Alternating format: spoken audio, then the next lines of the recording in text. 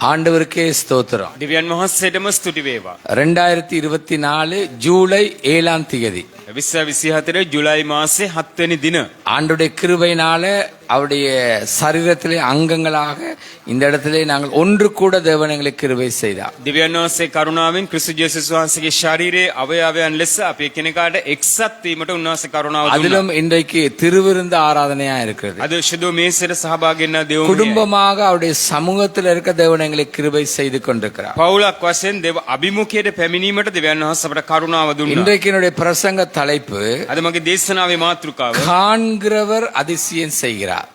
දකින්නාව් තැනන් වහන්සේ හාස්කම් කරනසේක. கவனிங்க, அதிசயமாய் வாழ்கிறோம், ආශ්චර්යමත් ජීවත් වෙන්නේ அதிசயங்களை காண பண்ணினார், ආශ්චර්යමත් දකින්න සැලසුවා. அதிசயங்களினால் தேவனுடைய நாமத்தை கொண்டாடுவோம். ආශ්චර්යමත් දේ කරනකොටගෙන දෙවියන් වහන්සේගේ නාමය අපි සමරමු. தேவைகள் சந்திக்கப்பட்டு தேவ நாமத்தை இன்னும் மகிமைப்படுத்துவோம். අවශ්‍යතාවයන් සම්පූර්ණ වී තවත් දෙවියන් වහන්සේගේ නාමය මහිමයට පත් කරමු. கிறிஸ்தவர்களுக்கு ஒவ்வொரு மணித்தியாலமும் ஒவ்வொரு நிமிஷமும் ஒவ்வொரு நாளும் அதிசயம்தான். ක්‍රිතුණුවන්ට හැම පැයක්ම හැම විනාඩියක්ම හැම දවසක්ම ආශ්චර්යමත් இந்த දවසක්. மாதத்தில் நாங்கள் உயிரோடு இருக்கிறது அதிசயம்தான். අද මේ මාසෙ මා ජීවිතුන්ගේ දේශේ වාසය කිරීම ආශ්චර්යමත් දෙයක්. ஆமென். ආමේන්. இது ஆண்டவருடைய சுத்த கிருபை. මේක දෙවියන් වහන්සේගේ ශුද්ධ වූ කරුණාවයි. கவனியுங்கள், අවධානය යොමු කරන්න. எங்களிடத்துல இருக்கிறதும் கிருபைதான். අපි සිටීමත් කරුණාව තමයි. எங்களிடத்துல இருக்கிறதும் கிருபைதான். අප තුල තිබෙන දේත් කරුණාව තමයි. அது அதிசயம்தான். ඒක ආශ්චර්යමත් දෙයක්. கவனியுங்க, அவதானம். 2 ராஜாக்கள் 4:2 வாசிங்க. දෙවෙනි රාජාවලිය 4 වෙනි පරිච්ඡේදයේ දෙවෙනි පදයට පෙරලා ගනිමු. 2 ராஜாக்கள் 4வது அதிகாரம் 2வது வார்த்தை. දෙවෙනි රාජාවලිය 4 වෙනි පරිච්ඡේදයේ දෙවෙනි පදය.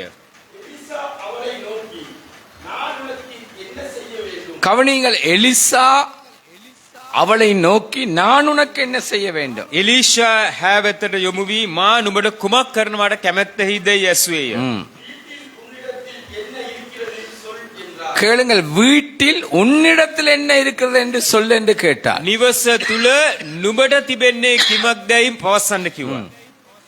அதற்கு அவள், ஒரு குடம் எண்ணெய் அல்லாமல் உமது அடியாருடைய வீட்டில் வேறொன்றும் இல்லை என்றார். பாருங்கள், அந்த தீர்க்கதரிசியினிடத்திலே அந்த சகோதரி சொல்லுகிறார், என்னிடத்துல ஒரு குடம் எண்ணெய் மாத்திரம் தான் இருக்கிறது. ඒ අනාගත වක්තුරුවර වෙතරට වැඳ ස්ත්‍රිය කියනවිලා මා වෙතට තෙල් කුලාවක් පමණයි තිබෙන්නේ. கவனிங்க, අවධානය යොමු කරන්න. அன்றைக்கு தீர்க்கதரிசிகளை பார்த்தீங்கன்னா ඒ කාලේ අනාගත වක්තුරුවරුන් දිහා බැලුවා නම් தேவன் அதிசயமாய் அவர்களை நடத்தி கொண்டிருந்தார். ආශ්චර්යමත්ව දෙවියන් වහන්සේ ඔවුන්ව නඩත්තු කෙරුවා. அவர்களை கொண்டு அதிசயங்களை காண பண்ணினார். ඔවුන් කරන කොටගෙන ආශ්චර්යමත් දේ හෙළි දැක්වුවා. கவனிங்க நல்லா. අවධානය යොමු කරන්න. இன்றைக்குள்ள தீர்க்கதரிசிகள் என்று பெயர் பெற்றவர்கள் பணப்பித்து பிடித்தவர்கள். අද අනාගත වක්තුරුවරයයි නම් දරාගෙන ඉන්න අය මුදලෙන් වැටිලා තෘෂ්ණාවට අසු වෙලා ඉන්නවා. பணப்பித்து பிடித்தவர்கள், ඔවුන් ඇවිල්ලා මුදලෙන් තෘෂ්ණාවට අසු වෙච්ච අය. நகைப்பித்து பிடித்தவர்கள், රන් භාණ්ඩවලට තෘෂ්ණාවට අසු වෙච්ච අය. பெருமை பித்து பிடித்தவர்கள். අහංකාරකමට අසු වෙච්ච අය. எல்லா தீர்க்கதரிசிகளுக்கும் இது பொருந்தாது.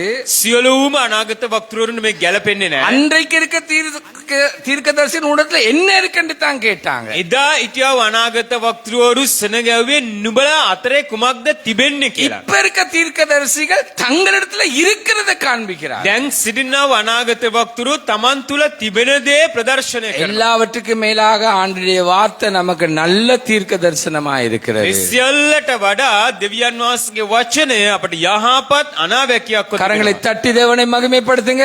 දෙවියන් වහන්සේ ஆண்டுடைய வார்த்தை நல்ல தீர்க்க தரிசனமா இருக்கிறது. දෙවියන් වහන්සේගේ වචනය යහපත් අනාගත වක්තුරු. எல்லாரும் விழுந்த சமூகம், සියලු දෙනාම වැටුණා වූ සමාජයක්. மனிதர்கள் விழுந்த சமூகம், விழுந்தவர்களையே பார்த்து கொண்டிருக்கிறார்கள். මනුෂ්‍යයා වැටින සමාජයක වැටුණා වූ අය දියාම අවධානය යොමු பாருங்க, කරනවා. எலிசா யார், அவனை எப்படி தேவன் நடத்துகிறார்? එලිෂා කවුද?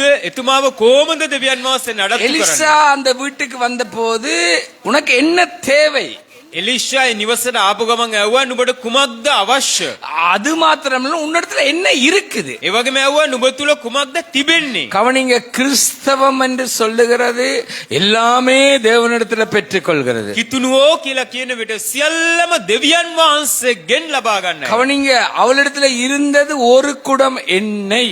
ඒ ඇතුළ තිබුණේ තෙල් කුලාවක් පමණයි. நம்மிடத்துல இருக்கிறது கூட ஏதாவது கொஞ்சமா இருந்தாலும் அது அதிசயம்தான். අප තුළ තිබෙන දේ සුළු වශයෙන් තිබුණත් ඒකත් ආශ්චර්යමත් දෙයක්. ஆமென். ආමේන්. சொல்லுங்க ஆமென். ஆமென். நம்மிடத்துல என்ன இருக்கு? අප තුළ කුමක්ද තිබෙන්නේ? நம்மிடத்துல இருக்க குறைய மாத்திரம் பார்க்காதீங்க. අප තුළ තිබෙන අඩු දේ පමණක් බලන්න එපා. உங்களுக்கு தேவை நிறைய என்பதை பார்க்காதீங்க. අප තුළට තිබෙන විශාල අවශ්‍යතාවය ගැන බලන්න එපා. நம்மிடத்துல ஏதோ ஒன்று இருக்கிறது. අප තුළ කුමක්දෝ දෙයක් තිබෙනවා. இப்படியாவது நிற்கிறோம், මෙහෙමාරි ඉන්නවා. இப்படியாவது நடக்கிறோம், මෙහෙමාරි ඇවිදිනවා. இப்படியாவது உடுத்துறோம், මෙහෙමාරි ඇඳුමාරු කරනවා. இப்படியாவது போஷிக்கப்படுகிறோம், මෙහෙමාරි පෝෂණයට ලක් වෙනවා. இப்படியாவது ஒரு தொழில தேவன் கொடுத்திருக்கிறார், මෙහෙමාරි රැකියාවක් දෙවනස් දීලා තිබෙනවා. இப்படியாவது விரும்பினதை சாப்பிடுகிறோம். මේමාරි කැමති වෙන දේ අනුභව කරනවා. இருக்கிற கிருபைகளை நினைங்க.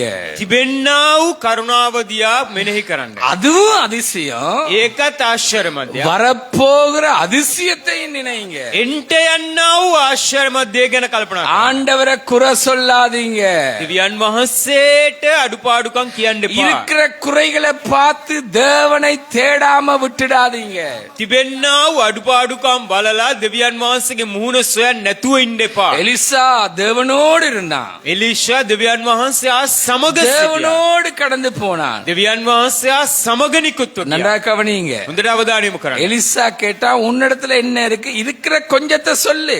එලිෂා ඇව්වා නුඹ තුල කුමක්ද තිබෙන්නේ? තිබෙන දේ සුළු දේ කියන්න. இதுதான் எங்களுடைய வாழ்க்கையில இருக்க வேண்டியது. මේක තමයි අපේ ජීවිතේ තිබිය යුතු நாங்கள் දේ. பெருமைக்கு வாழக்கூடாது, අපි අහංකාරකමට ජීවත් වෙන්න හොඳ නැහැ. மற்றவர்கள் திருப்திப்பட வாழக்கூடாது. අනිකුත් ඇයව සැහැීමට ලක් කරන්ට ජීවත් වෙන්න හොඳ නැහැ. இருக்கிறதோடு தேவனை திருப்திப்படுத்தி வாழணும். තිබෙන්නා වූ දේ සමග දෙවියන් වහන්සේව තෘප්තියට පමුණවන්න திரும்ப ඕනේ. வாசிங்க பிரதர். නැවතත් කියවන්නේ කොටස.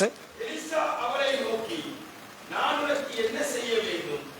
வீட்டில் உன்னிடத்தில் என்ன இருக்கிறது சொல் என்றார். அதற்கு அவள், ஒரு குடம் எண்ணெய் அல்லாமல் உமது அடியாருடைய வீட்டில் வேறொன்றும் இல்லை என்றார். முதலாவது வார்த்தையை வாசிங்க.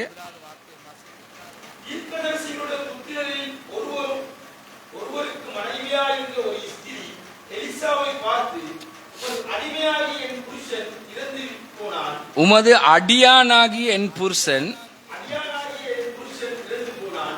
உமது அடியான் கர்த்தருக்கு பயந்து நடந்தார் என்பதை அறிவீர்கள். கவனிங்க. හොඳට අවධානය இதுல යොමු உங்களுக்கு කරන්න. காண்பிக்கிறேன். එතන ඔබට පෙන්눔 කරන්න. வருமானமே இல்ல, வருமானம் செத்து போயிட்டு. ආදායමක්ම නැහැ. ආදාය මාර්ගයත් නැසිලා ගිල්ලා. சம்பாதிக்கிறவன் இறந்துட்டான், මුදල් උපයන තැනැත්තාත් මරණයටපත් වුණා. சம்பாதிக்கிறவங்க இருக்கிறீங்க, උපයනයත් සිටිනවා. சம்பாதித்து கொண்டும் இருக்கிறீங்க. ඔබ උපයාගෙනත් තිබෙනවා. ஆனா இந்த வீட்டுல சம்பாத்தியம் செத்து போயிட்டு. මේ නිවස තුල ඉපයීමේ මාර්ගයේ මරණයටපත් වෙනවා. ஒன்றை மறக்காதீங்க, එක දෙයක් අමතක කරන්න. தேவன் உயிர் உள்ளவராயிருக்கிறார். දෙවියන් වහන්සේ ජීවමානයි. ஆமென். ஆமென். சொல்லுங்க ஆமென். ஆமென். அரசாங்கம், රජය, அரசியல், ආණ්ඩුව, தேசத்தின் சூழ்நிலைகள், දේශයේ වාතාවරණය, வருமானம் வரக்கூடிய எல்லாமே செத்தாலும் பரவாயில்லை. ආදායම් එන්න තිබෙන්න සියලුම මාර්ග මැරී ගියත් ஆண்டவர் சத்தத்தை கேட்கிறவர், දෙවියන් වහන්සේ හඬට සවන් දෙන දෙවි කෙනෙක්. ஆண்டவர் பேசுகிறவர். දෙවියන් වහන්සේ කතා කරන கேட்டுக்கொள்ளுங்க, நீதிமான்கள் அப்பத்துக்கு இறங்கி திரிகிறது இல்லை. ධර්මිෂ්ඨයෝ රොටි කෑල්ලක් සඳහා එහෙමේ අත දුවන අය නෙමෙයි. ஆமென். ආමේන්. சொல்லுங்க ஆமென். ஆமென். நீதிமான்கள் கைவிடப்பட்டதாக இல்லை. ධර්මිෂ්ඨයෝ අත්තරනු ලැබූ බව සටහන්ව නොමැත. உனக்கு வருமானம் இருந்தும் அது செத்து போயிருந்தாலும் இடத்துல இருக்கிறது கூட அது ඔබ තුල තිබෙන දේත් ආශ්චර්යමත් බව අමතක කරන්න. உன்னிடத்துல இருக்கிறது கூட அற்புதம் என்பதை மறக்காத. ඔබ තුල තිබෙන දේත් අහස්කමක් බව අමතක කරන්න. தேசத்தின் சூழ்நிலைகள் செத்து இருக்கலாம், දේශයේ වාතාවරණය නැසී තිබෙන්න. வருமானம் வருகிற வழிகள் செத்து இருக்கலாம், ආදාය මාර්ග සියල්ලම වැසී තිබෙන්න. அடைக்கப்பட்டு கூட இருக்கலாம். වැසී තිබෙන්න පුළුවන්. ஆனா தேவன் உயிருள்ளவர்.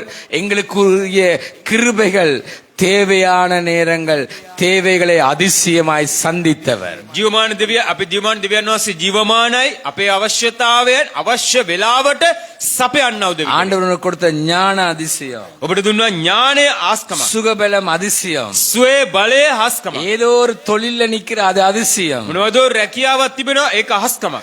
அது செத்து போனாலும் பரவாயில்லை, ඒක මැරිලා ගියත් කමන්නේ. தேவன் உயிருள்ளவராய் இருக்கிறார். දෙවියන් වහන්සේ ජීවමානයි. ஆமென். ආමේන්. எல்லாருக்கும் விருப்பம் இல்லை, இருக்கிறது குறைகிறது விருப்பம் இல்லை. සියලු දෙනාටම කැමති නැහැ තිබෙන දේ අඩුපාඩු තිබෙන දේ වලට කැමති නැහැ. இருக்கிறதோட பெருகி கொண்டே தான் இருக்கணும். තිබෙන දේ තව තව වැඩි වෙන්න තමයි ඕනේ. இருக்கிறது குறையத்தான் பெருக பண்ண தேவன் வல்லமை உள்ளவராயிருக்கிறார். තිබෙන දේ අඩු වුණොත් තමයි වර්ධනය කරන්නට උන්වහන්සේගේ බලය නිදහස් වෙන්නේ. මෙච්චරද? இதுதானா? මේකද? இப்படித்தானா? இருந்தாலும் அது அதிசயம். ඒම වුණත් ඒක හස්කමක්. சொல்லுங்க ஆமென். ஆமென். ஆமென். ආමේන්.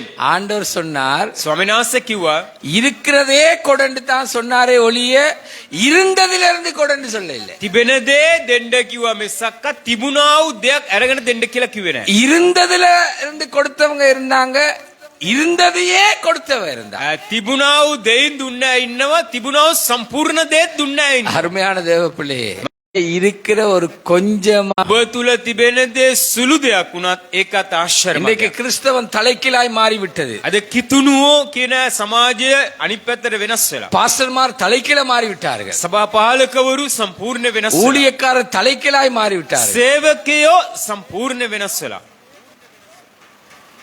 ஒருவரை ஊழியத்துக்கு அழைத்தால் කෙනෙක්ව සේවයට කැඳෙව්වා 30 நாளுக்கு 60,000 தந்தால் வருகிறேன் என்று சொல்கிறார். දින 30කට 60,000ක මුදලක් දුන්නොත් එන්නම් කිව්වා. அதை விட 2,500 ரூபா இருந்தா நாங்க ஊழியத்துக்கு வாரோம்.